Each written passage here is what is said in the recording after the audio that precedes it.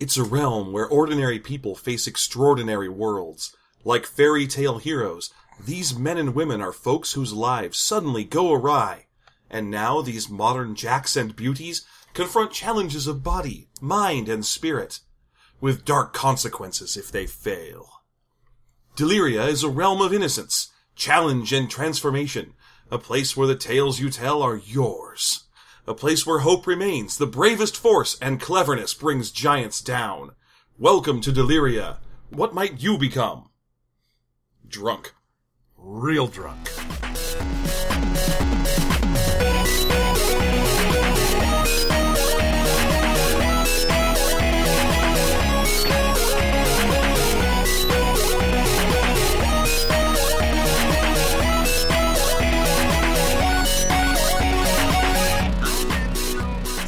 Okay, I'm looking at their character sheet, and it starts with, "This tale I will tell you about myself." Well, yeah, I'm going to tell you a tale about myself and what I am and why I'm a guy. I'm a dude who's in. Are you a barista? Are you a sexy barista with a air of danger about you? Yeah, you don't know where I've been or where that coffee's been, but you want to know. But folks around town say you can talk to ravens, but I don't know if I believe them about that. But there's a twinkle in your eye, and your cloak always moves as if wind is blowing. Also, the next section of the character sheet just says portrait, and then there's like 10 lines to put text down. Yeah, and then there's also a box. There's a box for you to draw a little picture of your super awesome raver who has a heart of gold but sometimes talks to the wind. Well, yeah, but I mean, you have to have the portrait lines and the portrait space, because I mean, maybe I can't draw, but I can draw with words. Maybe I'm a word artist, and the words flow like rainbows through a prism of your mind. Will you accept the dance, or will the dance accept you? I like it so that you could actually write down what you think about your portrait. Like, portrait. How does it make you feel? I really fucked this one up. The nose is kind of weird. My eyes are off center. I'm sorry. Okay, so, hi John. I'm Jeff. This is, the System Mastery Podcast, the podcast where we, review an old RPG and then discuss it at great length. Almost said where we review a dead horse. Review a dead horse. This horse is gamey. No, don't like it. Continues to be dead. Poked with a stick. Result, inconclusive. Day 12. So, this is System Mastery. We review old role-playing games. This week we are both a little tipsy here. Yeah, we're a little drunk on the fairy wine. And also, fairy wine is strawberry vodka. Oh, yeah, it's gotta be.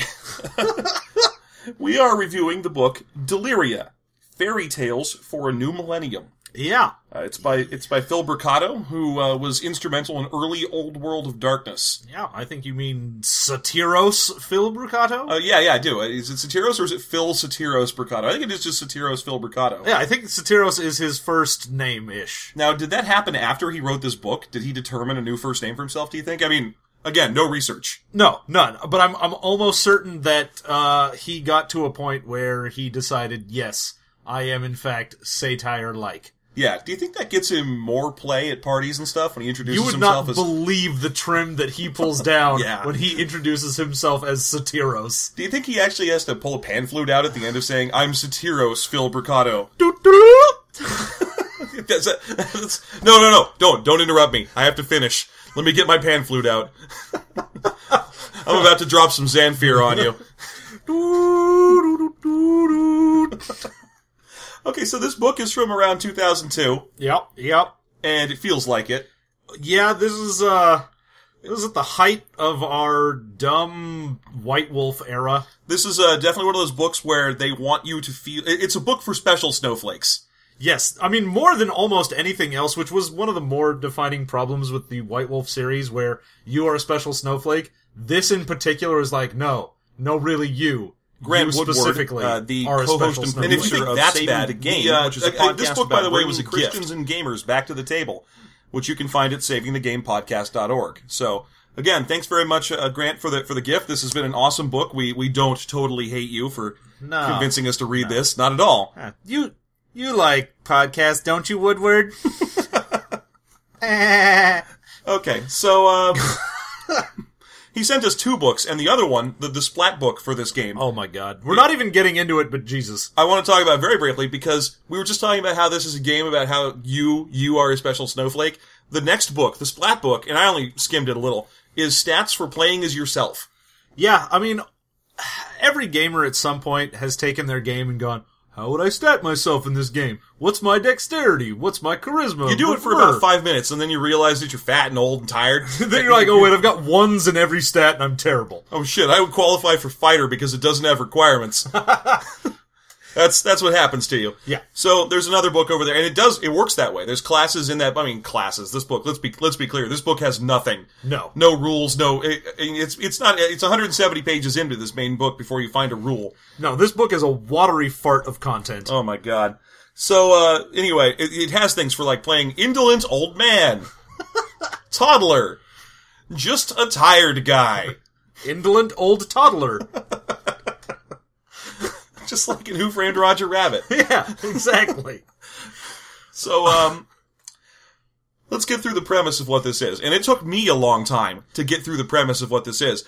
For, I'd say about 100 pages of reading in this book, I didn't know if you play as fairies, or just as someone whose job it is to kind of put up with fairies. Am I a fairy, or am I fairy adjacent? Yeah. It turns out you're fairy adjacent, which led us to think about a much better game that we could be playing than what this is.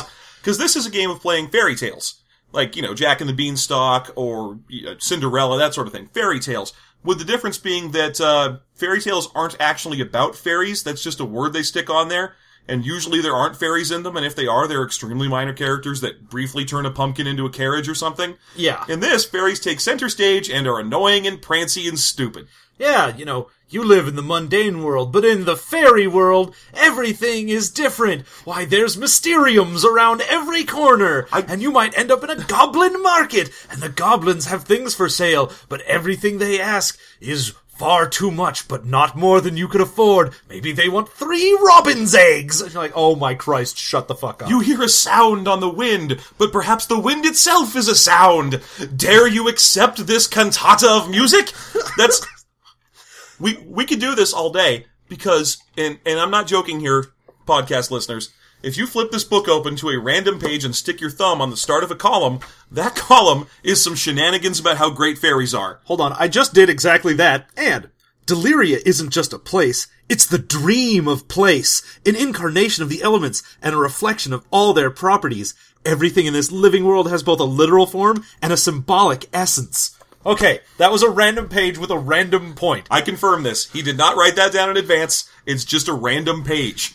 Every page starts like that. It takes hundreds of pages before you get to a rule about what the fuck your character does. It is literally 170 pages in before they go, hey, maybe we should tell you anything.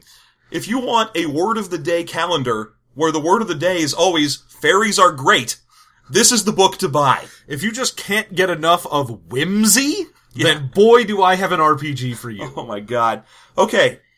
So, I feel like I'm cheating by stopping talking about the first 150 pages of this book. But let's quickly jump to the back and talk about what the rules of this fucking thing are. You play as some fucking guy. You are just some dude. And you have 3 stats that split into a bunch of different substats. But maybe you don't even have stats at all. Maybe you use the power of imagination and camaraderie to decide what happens. After all, if you use stats, your stats will come to use you!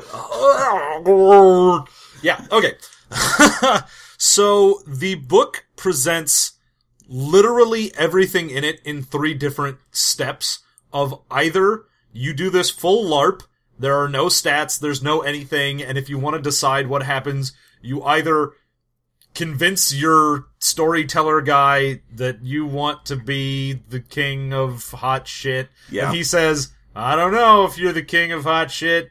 And then you act it out, and a council of 3, or perhaps it is 6, determine it under a full moon before they rub butter on a voodoo doll.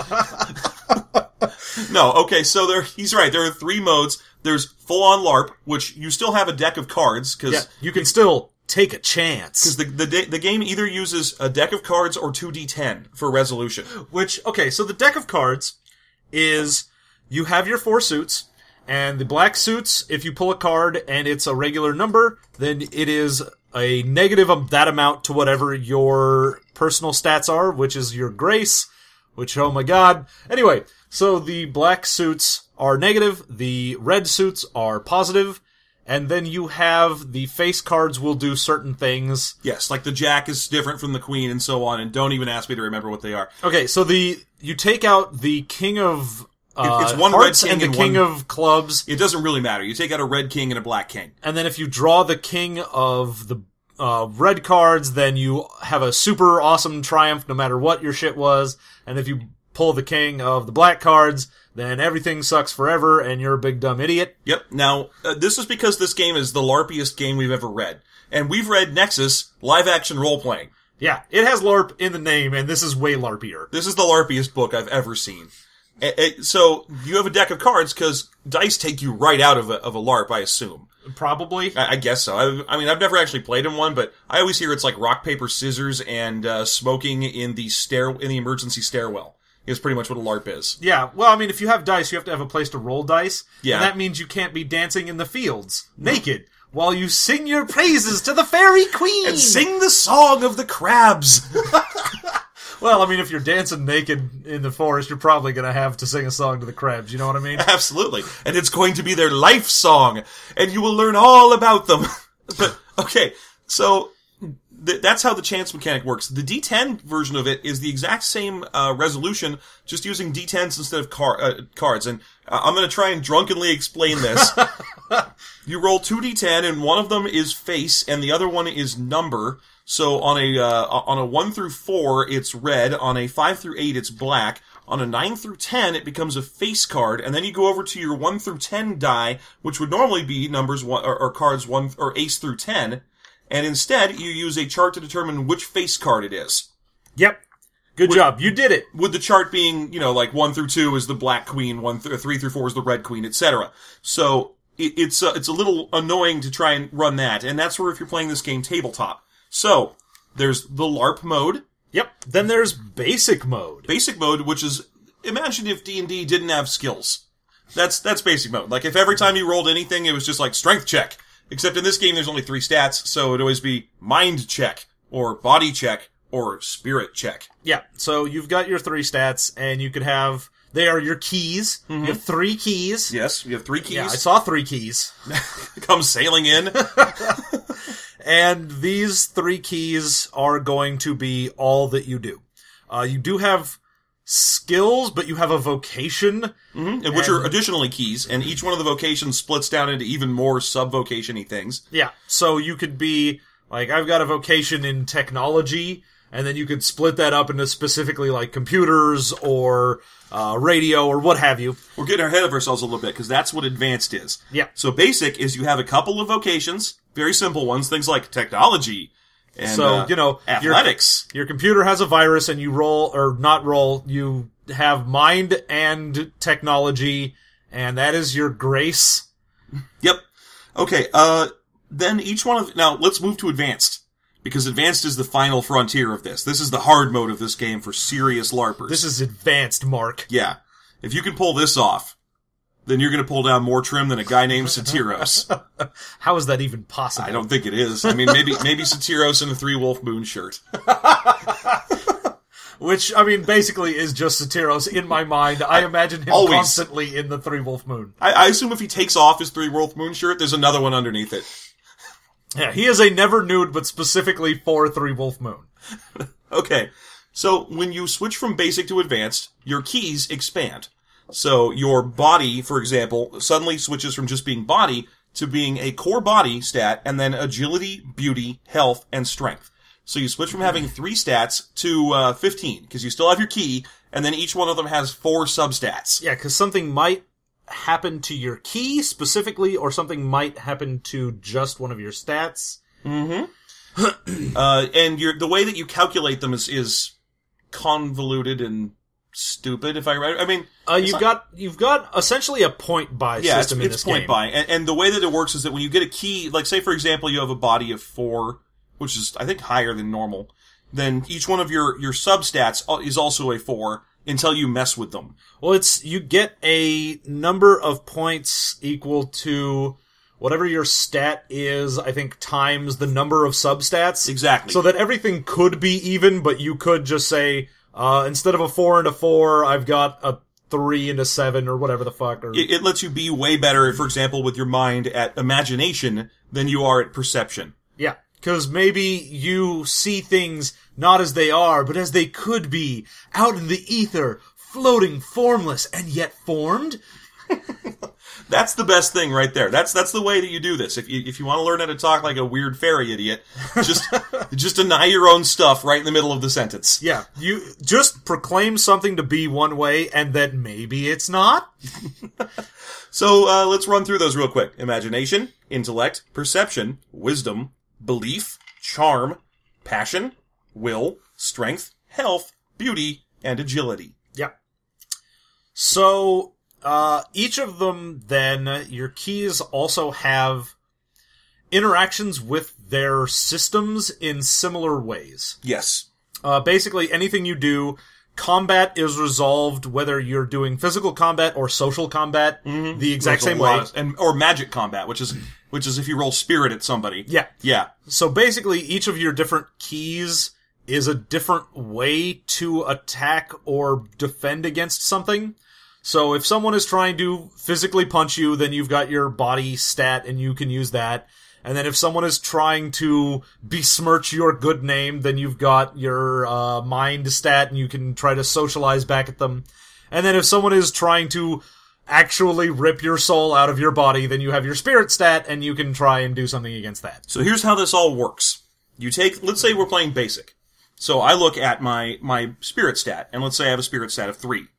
Then I look at a vocation that I'd like to use to defend against someone ripping out my soul, and I go with, I don't know, a cult or something.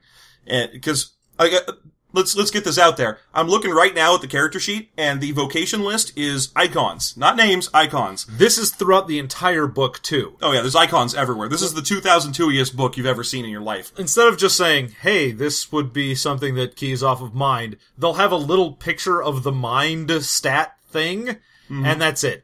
Yeah, Phil looked at pictograms from 3,000 years ago and thought, I think those are going to come back in a big way. Well, yeah. I think all of our division of that into actual language that you can understand and read, well, that's just backwards. We should go back to the way Sumerians read. Or did Sumerians read us? So let's say, here's the list of these things. Picture of a little scroll that says Cans Maeus on it. Artist palette, that's a vocation. Slide rule and angle ruler, Garden of Eden, scissors, heart, and paper, keys and a wine or a martini glass, something that says language in 3 languages, boxing gloves in front of a metal disc. I think that's supposed to be used to measure how far your spark plug is from the spark handle. A wooden door and science stuff. Equations and a thing. Equations and a beaker. Hooray. So those are your vocations. So let's say I try to resist someone attempting to rip my soul out. First I take my spirit of 3, and then I add my, I'm going to go with martini glass and keys of 2, and I get a total stat of 5. Now the person who's trying to attack me has presented me with a strong challenge. Now a strong challenge requires at least an 8 to evade.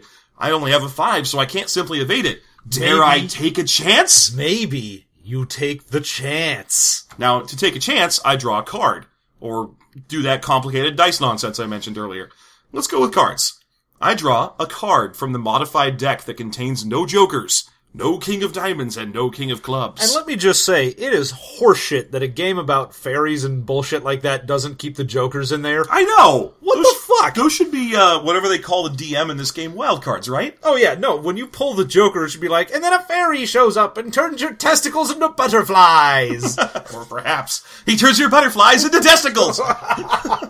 That would be the saddest. I'm sitting there with like a jar full of butterflies, and all of a sudden a fairy comes by and is like, ha-ha! And then I just have a jar of testicles. See, now I picture... How am I going to explain this to my mom when I come home from butterfly catching when I've got a net and a jar of testicles? She's going to say, John, I sent you out with those magic beans to purchase a cow, and instead you brought home a jar of balls. This is a terrible fairy tale. Get back to work at Circuit City. After all, this is 2002, and they're not long gone. Okay, so So basically you draw a card, and if it's a face card, you add or subtract its value based on whether it is red or black.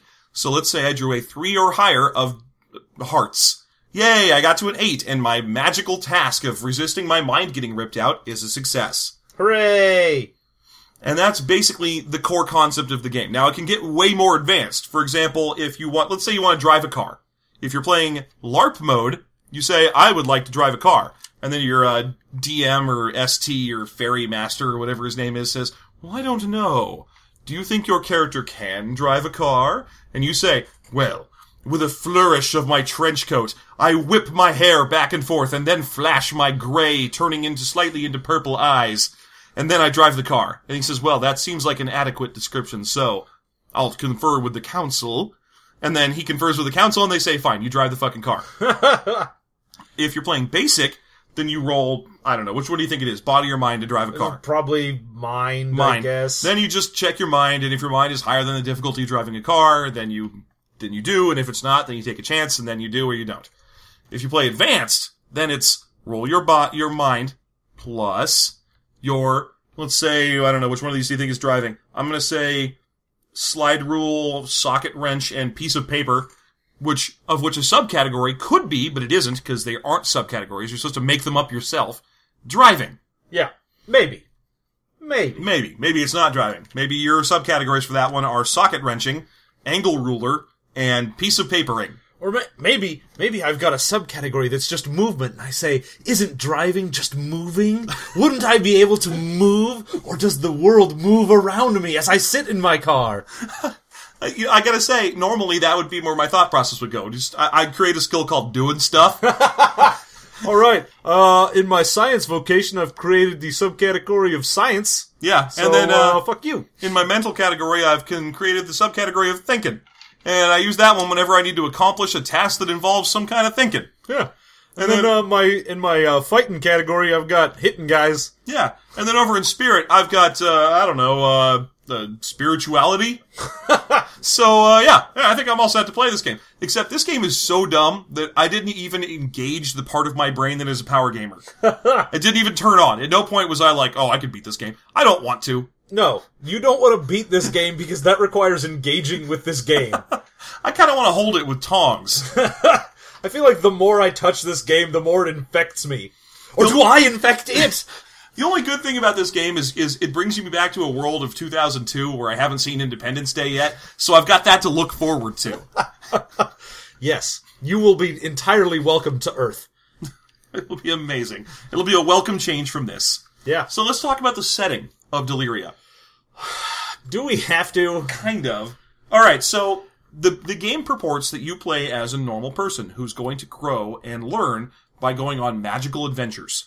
And let me just say, this isn't normally fantasy-based as far as, like, you're playing as a shit farmer, you're not playing as a knight or anything like that. No. It's got the categories of things that you could play as, because there's a section in the beginning that's like the archetypes of what a fairy tale hero is. And they have some things that are pretty obviously old school fairy tale heroes. You got your knight, you've got your inquisitive princess. They have a whole list of stuff like that. But then, because the game is set in 2002... Yeah, you're not going to be in an actual fantasy setting. You're going to be in modern day. You're going to be some retail worker or, I don't know, a CEO who learns the true meaning of Christmas. Oh, so you can play Scrooged? Yeah. That would be amazing. Exactly. If this was the licensed Scrooged RPG... Which, let me tell you, is amazing. Oh my god, if you guys haven't found the licensed Scrooged RPG... Now, not to be confused with the Scrooge RPG, where you play as Scrooge McDuck. Yeah, and everyone does. All 4 players control Scrooge McDuck. Yeah, his various aspects. Yeah, you can play as DuckTales, or the concept of greed that embodies him, or the old Karl Barks comics, or simply Duckhood. Yeah, just duckness. Duckness, the essence of duck. If you can tell, it's because this book doesn't have a whole lot of content. It's kind of dragging us off the mark. It's really big, though. Oh, it's a huge book with a bunch of dumb shit. It's a White Wolf book. It's the size of any other White Wolf book you've seen. Okay, so your character discovers that there's a fairy world out there. Now, he does this by having a guide who drags him there. A white rabbit, if you will. A sort of person who goes, hey, I know a hidden secret, or perhaps a glen, and if we go to that glen, or is it a copse, then perhaps we could make out in it. And then you follow them there, and the next thing you know, an ogre is demanding toll for entering his dread realm or something. And then you're making out with a troll. Yeah, it just spirals downhill from there. So, that's the basic premise of this game, is that you play in the real world, but there is a fairy world out there, and it is called Deliria. Yeah. And that's where the name comes from. So this is the world of fairies, where magic is real, and everything is animistic and a metaphor. So perhaps if you meet a fawn in the woods, is that actually a fawn? Does it follow the rules of fawns? Is it Mr. Tumnus? Perhaps it's Mr. Tumnus. Perhaps it's actually just a fawn, like a young deer. And if you meet one of those, then it's going to learn a lesson about how man has entered the forest. Oh, maybe it's a doe, a female deer. And maybe it's faw. If you shoot it with a golden ray of light. Sorry. Okay. So Deliria is divided up into a bunch of kingdoms, which are called, I don't know, principalities or... no, it's gonna have some stupid bullshit. Fluffernutters or whatever. Who cares? You're in the Altwald. Okay, these are the different types of fairy tale stories that exist. So perhaps you've got the deep sea one where you can play Little Mermaid out and everything's all terrifying and crazy. You've got your green world where it's all forests and you go through the enchanted woods and there's all sorts of brownies and pixies and things in there. Right, and then you stumble out of a bush on one end and a park ranger finds you and you realize that it's actually the modern day and you're like, wait, why am I still watching M. Night Shyamalan movies? There were 3 good ones. Hey man, the village was alright. Okay, alright. The village has some good atmosphere to it. Yeah. Alright, fine. Let's all just say the village was okay. Let's digress real quick. Are we in agreement that Sixth Sense, Unbreakable, and Signs are all okay? Yeah. I mean, obviously the ending of Signs was a giant steaming turd. Well, okay, let's assume that you have to ignore the endings of the films. Yeah. Like, okay, Sixth Sense has a great ending because it's actually got the twist thing. And Unbreakable has an okay ending. And Signs has a giant steaming turd of an ending. And... the ending of The Village, is the first point at which I officially felt insulted. the first time where I was like, oh, get fucked.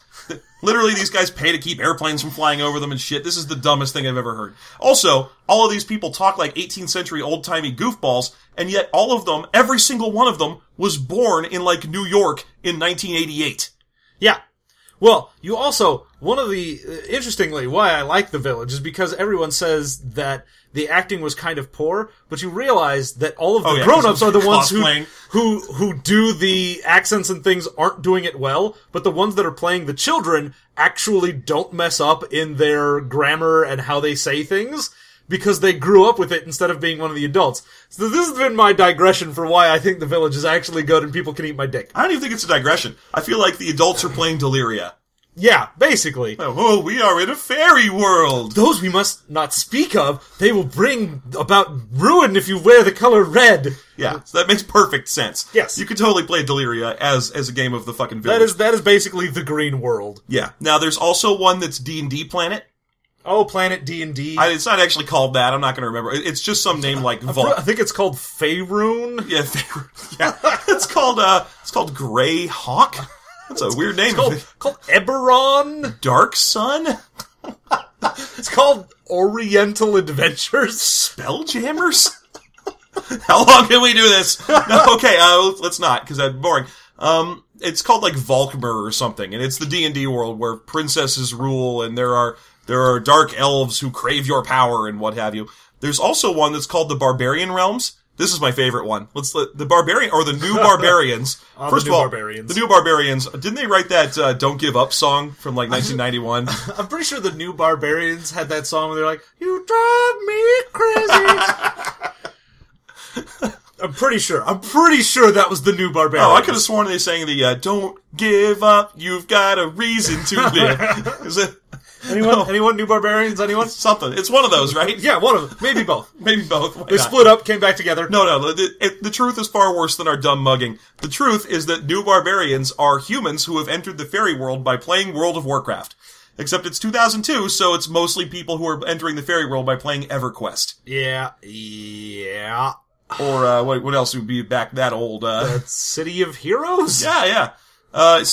So that's what it is. It's people who have entered the fairy world by playing online role-playing games, Except they have recently realized a few of them, a very scant few, the mysterious ones of great power, whose souls burn as if burning souls. They have learned that there's a way to get into the game for real. Yeah. I really want them to just be people who play MUDs. And so they spend their entire life in a text-based world where they're like, I'd like to get ye flask. You cannot get ye flask. Damn it! It's just, don't go over to New Barbaria. Like, stay here in Volkmer, the D&D world, because as soon as you get over there, it's all text-based, and you are likely to be eaten by a grue. Exactly. It's real dark there. Except it's all EverQuest-y. That's what it is. And this is the way that they describe it. The New Barbarians don't realize that they're killing fairies in a real world.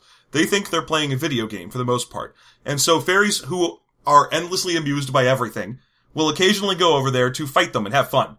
But recently, it has become a danger. There are people who get into the fairy world by walking through a door in their game. So basically they Captain N and the Game Master themselves into Fairy Planet. They were drinking fairy juice and then they tripped and fell through a door and hit their head on something and now they're in a fairyland. Yeah, lightning struck them and they went whipping through and then their skin turned blue and they started mugging like the Mask. Yeah, all of a sudden lightning crashes and a new mother dies. I can feel it. Alright. So, there are a lot of worlds like that. Yeah. And a lot of them you can kind of tell what their influence is. And their influences aren't things you'd expect. It's not like there's Tolkien world or C.S. Lewis world where there's clearly a world of ice and the fairy and the cold princess rules it and perhaps you meet a faun. No, it's not like that. It's like it's modern stuff. So it's got people who play D&D go to D&D world. And people who play EverQuest go to EverQuest world. And people who are majoring in marine biology because they really think that's going to take them somewhere, they go to Ocean Planet. Because they think, oh man, these sea creatures are awesome, I want to do that. And then they end up looking at samples of ocean dirt for 20 hours. Every day. For the rest of their life. I'm going to work with dolphins. Nope, you're going to work with their poop. You're going to go ahead and study a little piece of dolphin poop and figure out if it's got worms. See if you can teach that microbe to jump through a hoop. Congratulations on going to Scripps. So yeah, there's a bunch of different worlds, there's all the shenanigans, and it has then, after it details all of the places you could go, it begins detailing all of the different themes that could exist, and so it goes into the classic fairy tale motifs of like, maybe your thing represents transformation, so like, people that turn into animals, or animals that turn into people, or pumpkins turn into carriages. Boys becoming men. Men becoming wolves. Yeah. Or perhaps your theme is heroism. Yeah. Etc. And so all of these different things, they'll give some examples of like, oh, these are fairy tales that use that as the theme. This is what you could possibly do in your game to represent that theme. Mm-hmm. Whether you want to say, okay, I'm doing a heroism game. Alright, well, we're gonna make it so that someone has been kidnapped and you've gotta go find them and they've been taken to the mall on the outskirts of town that's been abandoned and you've gotta find them and there's some monster there and it turns out it was Old Man Withers. No, wait, I'm playing Scooby-Doo now. You are. You're playing Old Man Withers and Scooby-Doo. And you pull off his mask and instead it's Scrappy-Doo. But maybe it is I who wear the mask, for aren't we all players in this play? Did you just claim to be Scrappy-Doo? That's the worst thing anyone's ever claimed. Puppy power! I think one of the more interesting things about this game, if I have to throw anything interesting to it, it's that it actually tells you that one player should be the main character.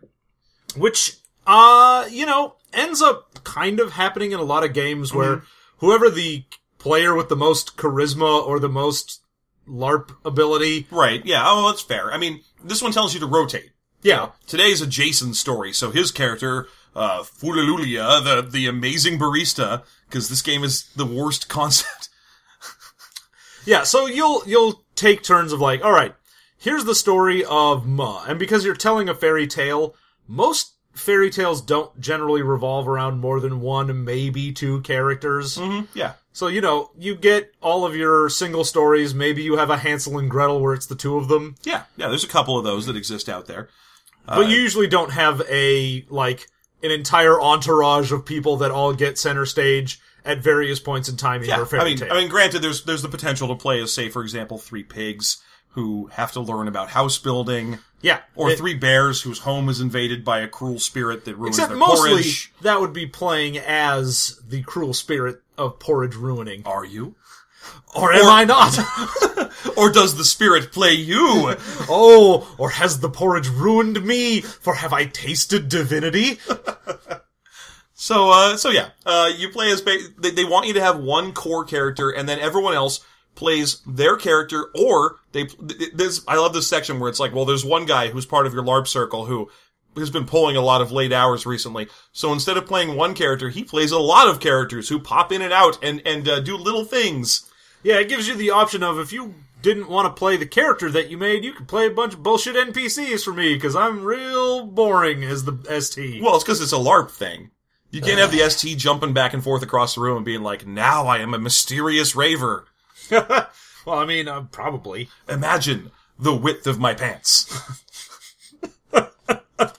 Yeah. I don't have to, Jim. I will do no such thing. I don't have to, Jim. I can already see the width of your pants. So yeah. There's gonna be a lot of different suggestions for how to do it, what to do. There's sample NPCs I was just about to ask if we could talk about the sample NPCs. Oh, God. Every single one of them, I shit you not, has the worst name. like you keep thinking, oh no, I found the worst name. Oh no, never mind, I found the worst name. And they're all things like Mahogany Black, Brimstone Green, and just Autumn. My name is Autumn. Okay, great. My babysitter in high school was named Autumn. Middle school. There we go, that makes me sound less lame. But I'm Malachi Fortune. Okay, Malachi Fortune. When I flip this book open to a random page, I got Malachi Fortune. Malachi Fortune is fucking Morpheus from The Matrix. Yep. Except he's a fairy game guy. And it describes him as having a trench coat that always blows in the wind, flashing eyes, impossibly high cheekbones, skin like onyx with white set blazing teeth contained therein. He's the most Mary Sue-iest NPC I've ever seen. Yeah, let me just tell you that he wears dark glasses that reflect the face of whomever he's speaking to. Morpheus. Mm-hmm. And they seem to contain eternity if he's looking at nothing in particular. Fortune speaks in graceful enigmas and seems more like a fluid shadow than a man. Also, he's fighting Neo. Let's go to the room. Okay, he's more like a fluid shadow than a man. That's one of your NPCs. That gives you an idea of what they want your PC to be. And let's say right now that Malachi Fortune, or whatever his name is, has a picture of a guy. There's art of a black guy. Because it's not always the case in this book. This book's got a lot of clip art in it. Yeah. There's a lot of women in this book who look like Alanis Morissette attending a moot. The art in this book varies so wildly. A lot of it's really good. It's some of the best art we've seen in a book in a long time. If what you like is really, really high quality pictures of tits. Yeah, if you really want some tits and fairy wings behind those tits. Yeah. Great. Good job. You did it. You found the game. Yeah. There's a lot of T in this game. There's even some A in this game, and I'm going to go ahead and say it. This is the first time I've ever seen it in this game. In any game, there's some V. There's one shot in there where you straight up get a picture of just a naked lady looking at you. She's like, what's up? From head on. She's like, I shave constantly, because that's what you do in fairyland. I live in the land of waxing. Yeah, and then you get some where you get that horrible, I took a picture of my buddy. Yeah. And then I just photoshopped a hat on top of him. Oh god, that one? The one of the magician? Yeah, there's a magician where it's obviously some dude's Burning Man friend who he was like, can you wear a top hat or whatever? And he's like, oh, that doesn't look good enough. And then photoshopped it so cards were shooting out from his coat. There's no way that guy doesn't exist now. That's prophetic. That picture of that magician from 2002. Nowadays, that guy is real. His name is Shadow Mist, and it's his PUA name. Somewhere right now, Shadow Mist the douche magician is engaging a 2-set. Yeah. And one of them is a 7. I swear to fucking God, bro. Yeah. It is. I need to share that picture with everyone because it is fucking amazing. Oh, it makes me so mad looking at that picture. I'm like, oh, get the fuck out of my house, you douche. Quit trying to convince the random girls to do ecstasy. Quit snorting cocaine off a picture of my sister. Get out of my house. So, in addition to the decent art, and the obviously just a picture with Photoshop art, you have some bad art. There's a lot of bad art. And some mediocre art. Yeah. But, the highs are high. I'll give it that. Yeah, you do at least have that. So that's something. That's something. Now, a lot of the art in this book is just icons. Yes, there's icons everywhere. There's a section where he has 3 icons in a row, and they're just increasing in complexity. Like, the first one's a head, and the second one's a head with some swirls around it, and the third one is a head with some swirls and some magic, and I think it has earrings or something. And it literally says, icons like this will follow it throughout the book. They are self-explanatory. Yeah, the book will just have a section where it's like, alright, we're gonna talk about fairy motifs, and in front of that is just some triangle with an eye and 2 sparkles coming out of it, and you're like, what the fuck does that even mean? I think if you click on it, you get to play Bejeweled. Is that sweet? Is that accurate? I don't know. It's full of these little stupid gem-shaped icons. Okay. This game has some powers your character can have after you've figured out your stats. Some powers. There's not very many. It's way near the back of the book. Like, I thought I was done when I hit the powers. Oh yeah, because normally, going through this, I figured, I'm just playing a guy and everyone else has ridiculous fairy magic, or they can make me deals and give me potions and whatnot, but anything I get is based on someone else handing me a thing and not because I am particularly magical. But the powers are all things like you are more perceptive than other people, or you are slightly empathic. Yeah, they've got kind of a merits and flaws system. Yes. So you can be like, alright, I do my merits and flaws, I can get more merits if I pick more flaws. Ugh. Animals like you. Animals hate me. That's I get more points. And literally, the last 3 pages of this book, before you get to the terrible, terrible 3-page character sheet, is how to build spells. Because you can be a spellcaster, and the only thing for being a spellcaster is you have to have a mind of 5 and a spirit of 6. If you have those stats, you're a spellcaster, done. To cast spells, you have to create them. Every spell is created, and it has to have what the spell does, what the spell costs to do that, how the spell could be broken, and what you need the spell for. You need to have these things, and then you're allowed to cast a spell. Yep. And there's a bunch of different types. Yeah. You can do like protection spells or destruction spells or whatever it happens to be. I'll say again, because I want to throw nice things to the book when I can, even though just because I want to be fair. It's neat that the spells have to each come with a way that they are broken. Yeah, because that makes sense for fairy tales. Yeah, that's great. If you decide, alright, I took a spell and it makes so your armor is ever rusting no matter what armor you put on. You're like, oh, okay, then there has to be some way to break that curse. True Love's Kiss. Yeah, why not? It's always fucking True Love's Kiss. Always, every time. Every time. What's the spell do? Oh, it turns water into milk. Oh, how do you turn it back into water? True Love's Kiss. To who? Who gets the kiss? Don't worry about it. The milk. I don't, leave me alone. And, okay. Just because I was at the magic section and I need to read more of this book to you so you know what happened when we read this book. Bring it. Okay, this is a little thing called The Magic Is You. Or are you the magic? Raycross's fiddle sings of age, of dying heroes and rich tomorrows. With gypsy lilts and Hebrew longings, it spins out wordless tales. Musica, the language of the Fae. Brown fingers skitter notes across the catgut strings. Soft breath flares across the fiddle skin. Alive. Ray and fiddle merge, become one entity, and invoke their muse together. What's Hebrew longing? Is that like a really good gefilte fish? Oh, okay. I was gonna say, is it like an old mom sitting in a chair and just saying, "You do whatever you want to do." Hebrew longings, I would like if you'd visit maybe once in a while, but you don't have to. Oh, fine. Leave me here in the dark. That's fine. I'm fine by myself. God knows I could trip and break my neck, but you do whatever you want to do. Hebrew longings. Hebrew longings. Fiddleskins. Yeah, Fiddleskins brings you Hebrew longings. Fiddleskins are what I order when I'm in a sports bar. I order Fiddleskins and I order Cheese Dudes. Every time I go to Hebrew Longings, my favorite deli, I get some Fiddleskins and Cheese Dudes. That's what the whole book is like.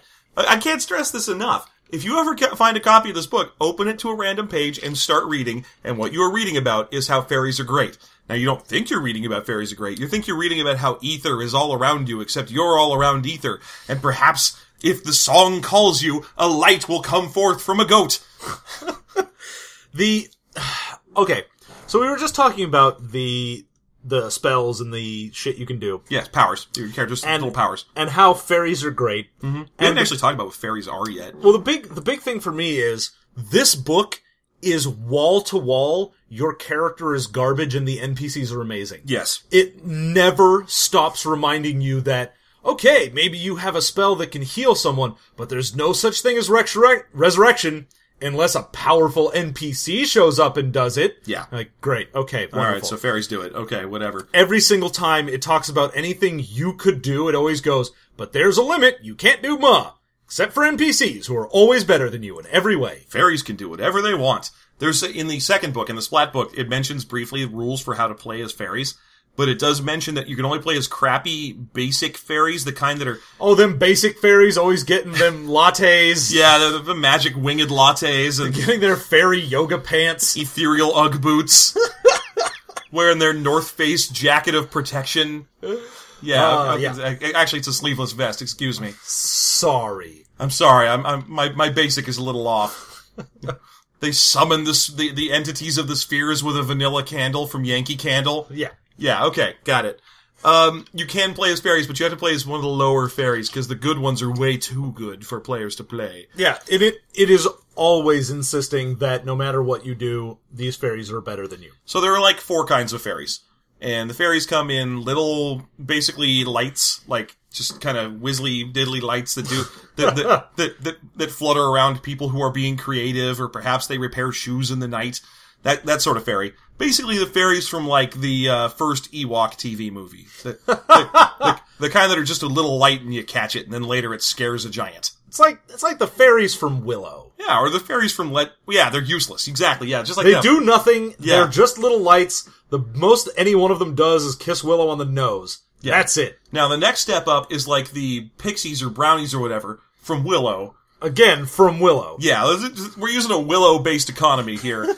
So, at this point, you've got those 2 little assholes in Willow that fall in beer and yell beer. Yeah, you've got Frenchie and whatever the fuck the other one's name was, played by Kevin Pollak. Yeah, played by Kevin. Let's go ahead and say it was probably named Christopher Walken then. There you go. I fell in beer. Beer! Okay, so those ones are a little more formative, but they look like children. They're very small. They don't have as much power on the world, but they still have way more than you do, you crappy player. Yeah. And they're basically little cheruby guys. They're cute.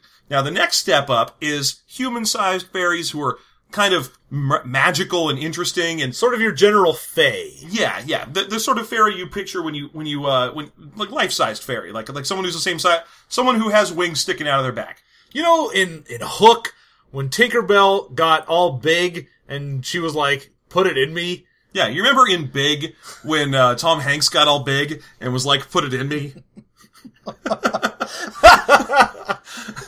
Yes, I remember that. I read your fan fiction. Okay, you're right. That's what it is. That's perfect. When Julia Roberts gets all big in Hook. Yes. Okay. Or, to keep using Willow math, I'm gonna say that one's what? Mad Mardigan. Sure. Why not? If Mad Mardigan had cute little wings. No, it's Finn Rizal. Oh, Finn Rizal. Yeah, thanks for being able to remember that name. Yeah, there you go.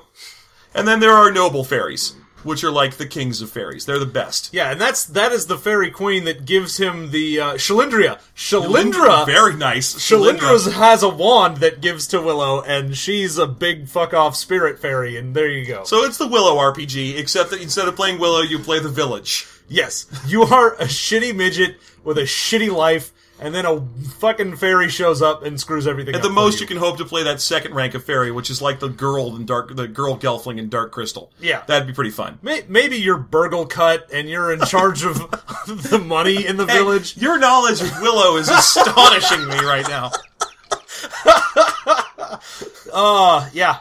I remember being scared shitless of that movie as a kid, because the troll turning into a 2-headed Brachiosaurus monster, that is scary. When it first happens, the effect is its hair gets ripped off and it's all blood, muscle, sinew beneath it, and you're like, oh, Jesus. This scene, whoa.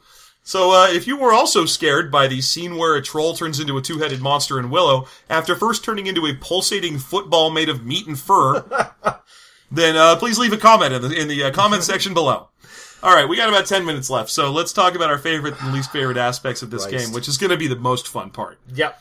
So, John, what would you say is your favorite thing about Deliria, Fairy Tales for the New Millennium? Oh, God. Okay. Jesus. Okay. I have listed at least 2 good things. Yeah, and I don't like either of them.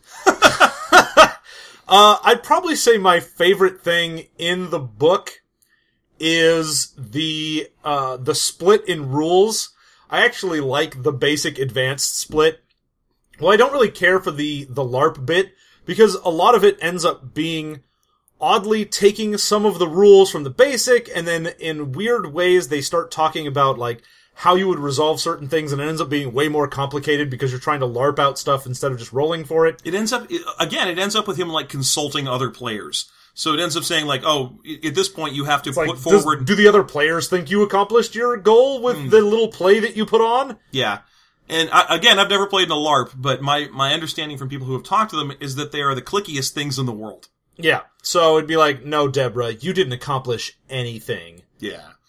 So... The split basically between the advanced or basic rules is nice. It lets you decide on granularity, which is good. I like that it gives you the option of, did you just want to have like 3 stats and not give a fuck about things? Great, go for it. If you want to get into the nitty gritty of this and really dig into the system, sure, go for it. Yeah, I like that too. I think that's fair. I like the LARPy system just because I think it's neat that this game came with rules for LARPing. Like, I remember reading, most people LARP... Well, honestly, reading this, the book is just, you want this to be a LARP book, and he added in some rules. Well, okay, I've never read Vampire Old World of Darkness. I've never read Vampire New World of Darkness. It's a blind spot in my RPG history. That's real sad. And then it's weird, right? I should have read it by now. But I don't think it has rules for LARPing in it. I think you have to buy some second book, Mind's Eye Theater or something. Yeah. To LARP with it. So this book at least was like, right out the gate, this is a LARP. You're probably going to want to LARP with this. You're going to want to hang around with your friends who all wear corsets so that their boobs look like shelves. That's what this is. Yeah. And the addition of the system was nice. It does get very fiddly if you want it to. Like, all of the various modifiers just for doing one thing is insane. Oh yeah, it gets very fiddleskins. You're right. Yeah, it's super fiddleskins. Yeah. So, Jeff, what's your favorite thing about Deliria? I think I may have already said what my favorite thing about Deliria was. I like the way that characters can jump, or players can jump between playing different things. And I think that was my favorite thing about Nobilis as well, which was the concept that a character can... if you're not involved in the scene. You're still involved. Yeah. So that you're not just sitting there waiting. Because, if you've played enough D&D and other games over the years, you've kind of developed this feeling of don't split the party because Lord knows if you leave me alone for a minute, I'm going to just get lost in a game of Super Hexagon and never come out. Yeah, I mean, especially nowadays with the smartphones, if someone is not currently involved, that motherfucker is on his phone right now. Yeah, we're done here. So this game keeps you from wanting to split the party, and it keeps everyone engaged by saying everyone's always playing something, which is good. I like that. I like that kind of system because it keeps people engaged, and it also keeps people on their toes. If you get very used to playing your character, Jim Strongman, the strongest Jim there is, then when they're like, oh, you also have to play as the Queen of Edibles or something, just a weird character for a second, you can, and you go, oh, okay, well, I'm stretching my muscles a little bit, and I'm having a good time. Yeah. So I like that. That's fine. Yeah. What is your least favorite thing about Deliria? And you're not allowed to say the whole book. Okay, least favorite thing has got to be the general tone of it. I won't say the words because we've made fun of that shit throughout the entire podcast. Mm-hmm. But just the tone of it is, while you aren't technically a medieval shit farmer, you may as well be for all the carrot gives you. Mm-hmm. It's like, you're gonna be a fairy tale, and, Cinderella wasn't anything special, so fuck you, neither are you. Yeah. I'm like, great, so that just means things happen to me. I'm not a protagonist as much as I am the main focus of the story, but I don't drive anything forward because I don't have the ability to drive anything forward. Mm-hmm. No, you're absolutely right. It feels like you're playing too much of a shit farmer and you're way too dependent on fairy tales, by definition, aren't especially good as things to roleplay because everything that happens to the main character is just whims of fate. Oh yeah, it's just, okay, well, I got lost in the woods and then I got found by a witch and then I got turned into a page, and you're like, okay, this is all things that happen to the main character. Yeah. But the main character very rarely ends up being the protagonist, except for, like, maybe a few stories of, like, oh, this knight goes out and saves someone. Yeah. But even then, usually it's the story of the princess that needs saving, and the knight just shows up. Yeah, you think about it as a basic, like think about Jack and the Beanstalk. Okay, Jack's a moron. He sells a cow for beans. He throws the beans out the window because he's a moron. They grow into a giant thing, and he just goes, well, I'll just climb that, I don't know, I'll climb that thing, whatever. Well, let's do that. So he climbs the thing, and there's a giant up there, and he's like, oh my god, giant, I'm scared. The giant tries to eat him, and he doesn't. And then he's like, oh, a harp, I should take the harp, because the harp is valuable. And then he goes down, and the giant follows him, and he's like, I guess I'll, oh, no, wait, it just fell down on its own, because it died, because it's old. So the vine falls down. Yay, I win, I am Jack. Yeah, there are definitely some fairy tale that you could say the main character is an actual protagonist, moves things forward, but most of the time, it's just fairies or witches or magic of some kind. Think about the really old Disney movies. Your Cinderellas and Sleeping Beauties and Snow White. Snow White in particular is amazing. That character never does anything for herself. Oh yeah, she runs, and that's about it. The most autonomy she shows is when she decides to clean some stranger's house. Pretty much, yeah. And that's it. And that is the level that they assume you will be in this game, and that's what I hate. Yeah, okay, so, that's fair. Your least favorite thing about Deliria? I'm going to say tone, too, but not the same thing about the tone. Okay. I'm going to talk about how this book, from start to finish, is just like, I swear, he just walked into a hippie coffee bar on a Wednesday night in 2002 with a tape recorder and just recorded tone poetry for 2 hours and was like, there, done, all set. Boy, they sure did say Widdershins and Entmoot a lot. But whatever, I'm gonna put that into the book. That's how it reads. It's just the most poetic-y, gobbledygooky nothing for pages and pages and pages. Which, I mean, it's fine. When you've got a book about fairies and fairy tales, and you go, okay, when I do the beginning intro to a chapter, it having the kind of language that we've been talking about in the podcast is fine. That's great. Do that. If you have a fairy character, and it's in character for that fairy, and they're saying something in a sidebar or whatever, great. Do that. But when you are explaining your entire system, even the, crunch of the system, like you're trying to blow someone's mind with how crazy you are. It's always trying to expand your mind. It's a book that's trying its best to just be a big old can of nitrous.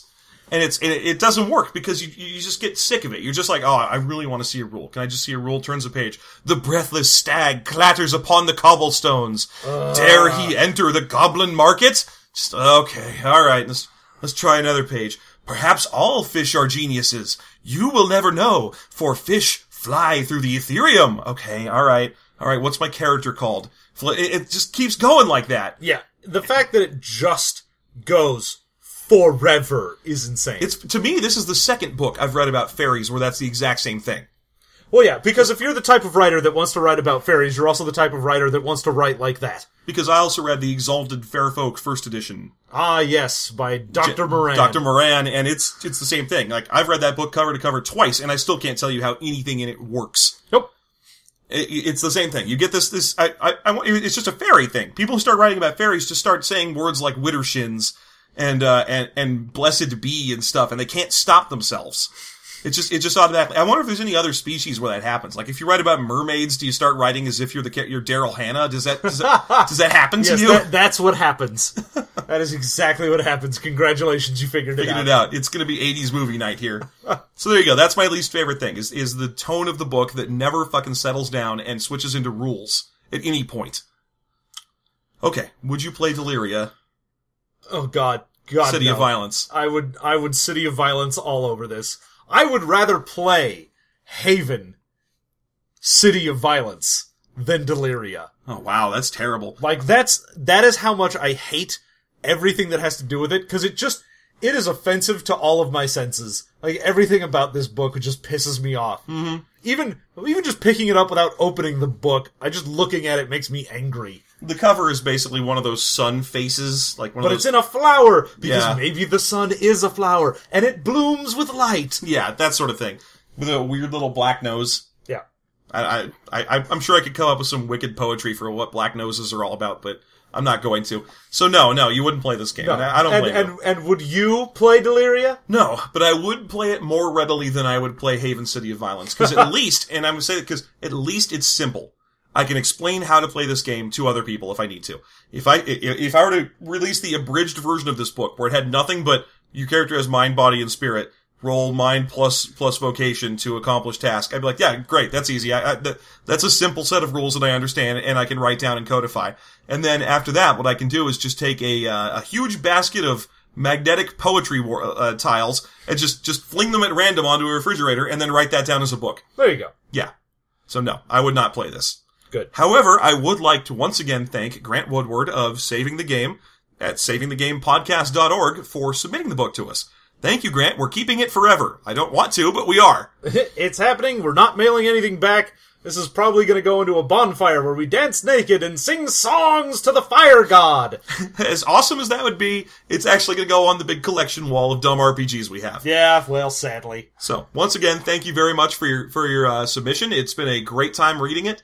And, sorry we didn't read the second book, but we couldn't. We just couldn't. Yeah, I couldn't even finish this book all the way. Yeah, so, once again, that's Grant Woodward at savingthegamepodcast.org. Thanks very much for your submission. Okay, so, you got anything else you want to talk about? Nope! Okay. This has been System Mastery, the podcast about reviewing old role-playing games. If you want us to review an old role-playing game, let us know. You can put it in the comments below, or you can email us at systemmastery@gmail.com. Visit our Facebook page, which is also called System Mastery. Find us at System Mastery at Twitter, or I'm now System Mastery at Reddit. So I guess if you want to hit me up there, you can. There's all kinds of ways to get a hold of us, but the easiest one is just to drop the comments below. If you want to send us books, we're happy to accept them. We just recently had another offer, which we're going to take up, to get an old copy of the TSR Buck Rogers. Woo! It's been too long since we've done a licensed game, so I'm looking forward to it. Yeah. And that's about it. Please let us know how you think we're doing and what you'd like to hear us review. For System Mastery, I've been Jeff. I'm John. And you have a lovely day. Whimsy! Magic! Mystery! I could keep doing this, but I have to pee!